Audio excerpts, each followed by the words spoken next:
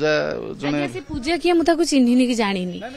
से भी तो कहउतन हाँ सी नुआ चिन्हिनी कि जानिनी सी आसला नांडू बाबू एत कथा कहीदेले आम मैंने आम मैंने जापारूनी आमर सेठिका रियल सेल पूरा टेंट को टेंट लागिकी तुलसी साई सम्राट अशोक सम्राट माने एमती साउंड हुए आम भी डिस्टर्ब हो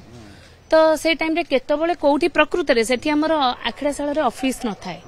कौन नांडू बाबू केतबले कहीदेले मामुनी अपांक कथाटा सेटा ग्रहणीय माने भूल जदि कमिटी लोक गोटे हिरोइन को मिसबिहेव कले सेठी मालिक गोटे निहाती बाहरिबो आमर बापा पर आसी आमे जोठी असुविधा रे ठिया हबु सी हमकु छता देखेबे हम हाथ धरिकी टाणी नेबे असुविधा रु बाहर कर देबे नांडू दळ कहले सेई जगहटा मु कहबी नांडू बाबूंकर भूल रहिछि मामुनी अपा को सपोर्ट कलेनी आ तांकर पैसा दरकार थिला से कहिले आ जणो को एग्रीमेंट करिकि भी जदि हठात मना करिवे तू रहिबुनी से कोठी की जिवे